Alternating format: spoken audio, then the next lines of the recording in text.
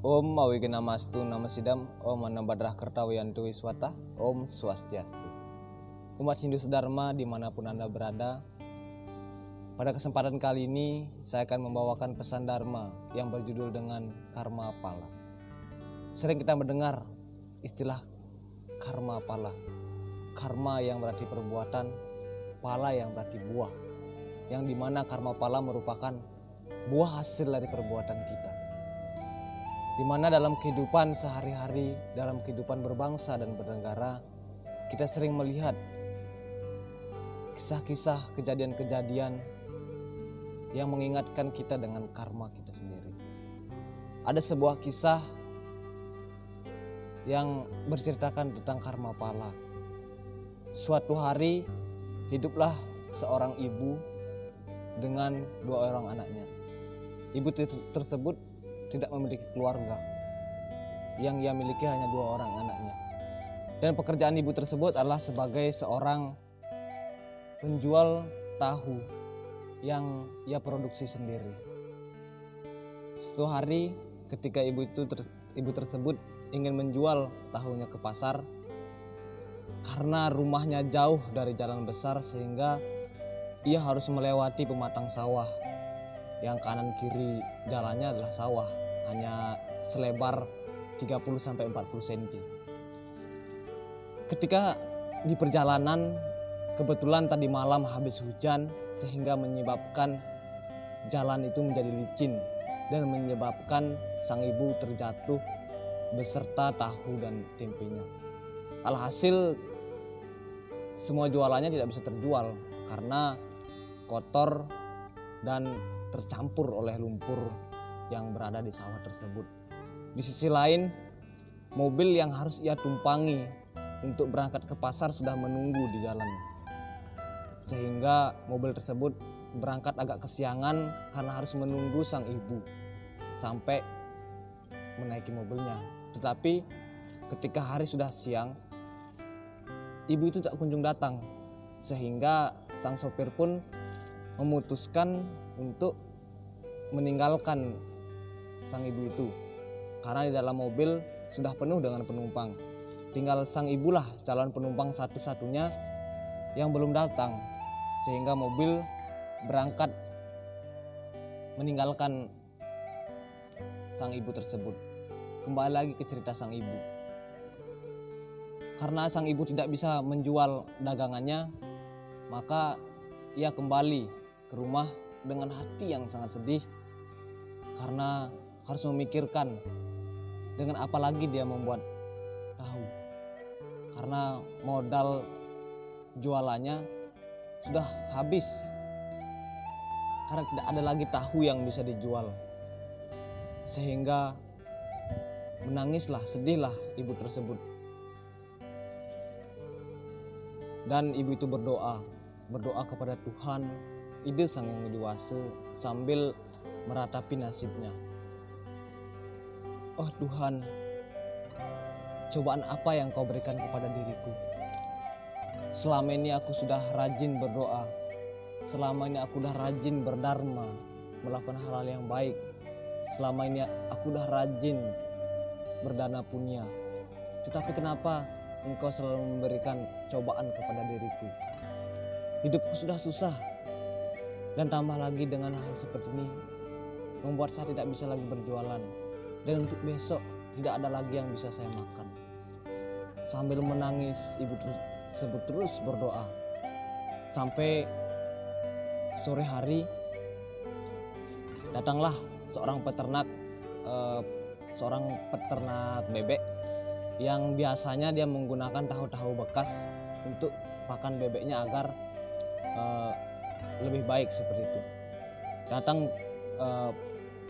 peternak bebek itu mendatangi ibu tersebut dan menanyakan apakah ibu tersebut memiliki sisa-sisa tahu yang tidak bisa dijual.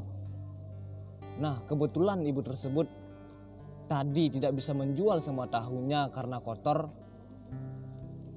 Sangat senang karena dia mendapatkan pembeli walaupun harganya tidak terlalu mahal. Setidaknya dia memiliki modal lagi untuk berjualan esok harinya. bapak tersebut pun memborong semua tahu yang kotor tersebut. Dan tidak lama kemudian ibu itu mendengar berita bahwasanya mobil yang harusnya ia tumpangi jatuh ke dalam jurang dan menyebabkan semua penumpang termasuk supir dari mobil angkot tersebut meninggal dunia.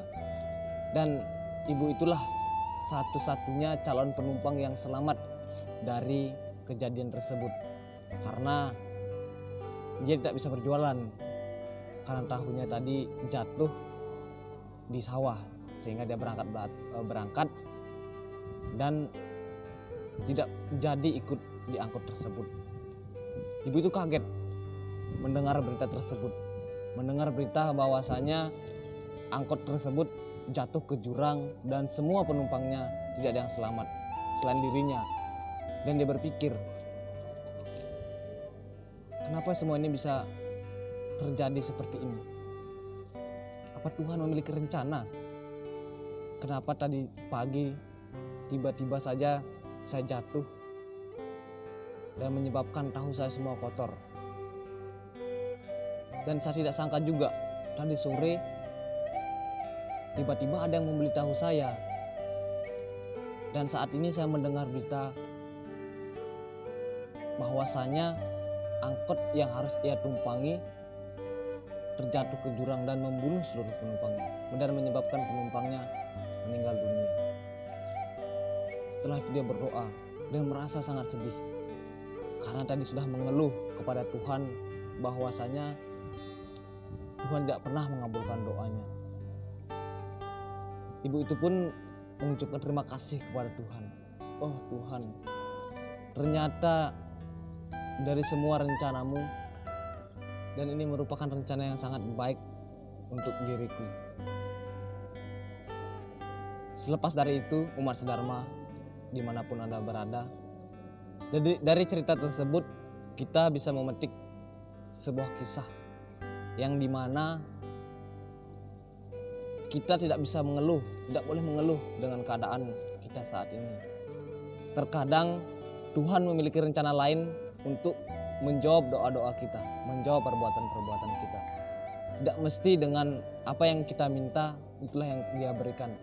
Bisa saja Tuhan memberikan hasil-hasil perbuatan kita, hasil-hasil karma kita dengan hal-hal yang kita tidak duga, seperti ibu tadi.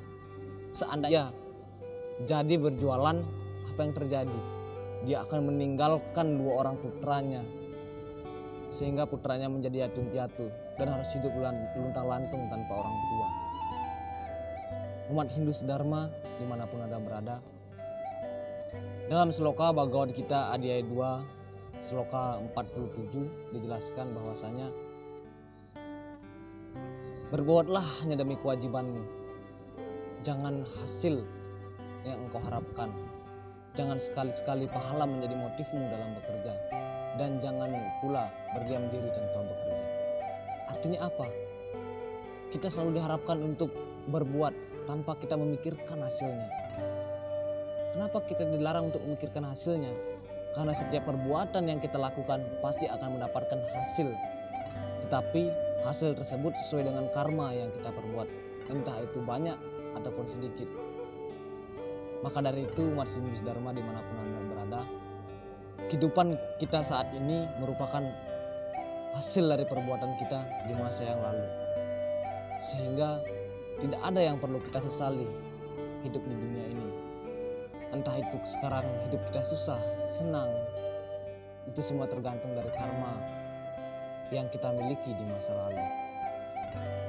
Sehingga marilah umat Hindu sedharma dimanapun Anda berada, kita selalu mensyukuri hidup ini, kita selalu berbuat baik, selalu berbicara baik, berkata yang baik, sehingga hal-hal yang baik pula lah yang akan datang kepada diri kita. Umat Hindu sedharma dimanapun Anda berada, mungkin ini sedikit pesan dharma yang bisa saya sampaikan kepada umat Hindu dimanapun Anda berada. Dan untuk akhir kata, bila mana ada perkataan-perkataan saya yang kurang berkenan di hati umat Hindu sedharma, Mohon dimaafkan, dan saya akhiri dengan Parama Santi. Om Santi Santi Santi.